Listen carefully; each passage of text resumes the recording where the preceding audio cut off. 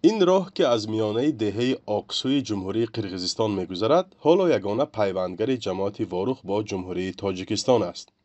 مسئولان اداره راه‌های اتومبیلگرد وزارت نقلیات در ولایت سوغ میگویند حالا برای ساختمان راه آلترناتیوی با کشور قرقیزستان به سازش رسیدند و ساختمانش به زودی آغاز خواهد یافت.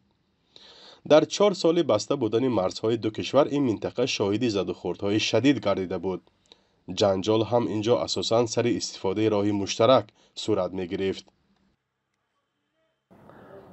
پورا روی چارکو از اون مشکلی فقط درآمد به واروخ و یک لایه کلانش ساز لایه تقریبا 255 میلیون سوم را تشکیل می‌دهد. شرکت‌های خیتایی، شرکت‌های ترکی و شرکت‌های ایرانی را ما گرفته بردیم اینجا. از حساب همون دریای با کمتر وای کرده همجا بلندای بتون کرده راهی نام می‌سازیم بدون بارش بیمار رفت آمد کردم. یعنی به گفته ناصرزاده راه دهه خواجه علا و چهارراهه بحثی هم به حدود تاجیکستان گذشته فعلا ساکنان دو کشور از آن استفاده میبرند.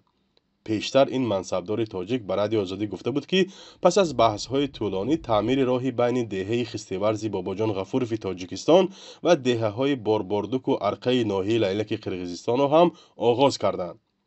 برای تعمیر و هموار و وسیع‌تر کردن راه با رضایت ساکنان دهه بارباردوک درختان کنار آن را ریشه‌کن کردند.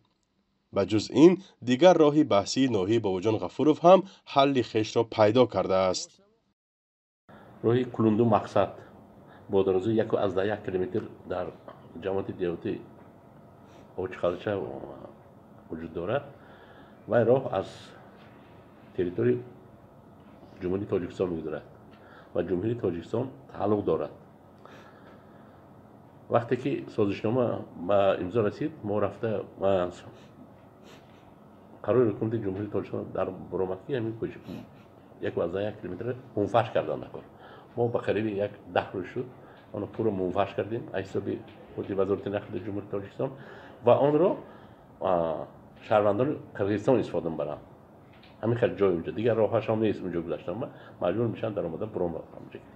این شرح و توضیح یک مسئول وزارت نقلیات تاجیکستان در حالی است که با گذشت بیش از 4 ماه تاجیکستان هنوز هم منطقه ها و محل های تبادل شده را با قرقیزستان اعلام نمی کند. منصبداران قرقیزستان پیش از امضای سازشنامه بعضی جزئیات را آشکار کرده بودند. عارف خواجه‌زاده رئیس کمیته اداره زمین و گیاه‌دزدی تاجیکستان روز 1 آگوست در پاسخ به سوال خبرنگاران این تصمیم را به ادامه نشانه‌گذاری سرحد پیوند داد. اون چی که شما سوال دادید بازم داد و گرفتی دیگر ما با نظر داشت اون که روند دیمارکاسیون کاری مشترکی دو جانبه می باشد و با هدف خلالدار نکردن پیشرفت کارها نه همه جزئیات روند در این مرحله می تواند رسما شرح داده شود. خودداری رئیس کمیته زمین در حالی است که سازشنامه مرزی تاجیکستان و قرقیزستان در همه سطح‌ها به امضا رسیده تصویب شده است.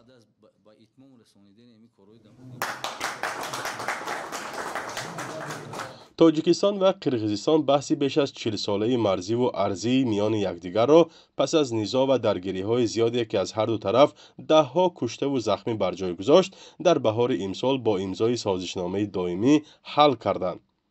کارشناس مسائل مرزی نعمت الله میرسیدوف در صحبت کتبی به رادیو آزادی گفته بود که با تکیه به آنچه جانب کشور همسایه اعلام کرد دیده می شود که باخت زیاد نشده است و این طبیعی است که گذشت‌های از دو طرف صورت گرفته است و در یک جا کم است و در جای دیگر زیاد.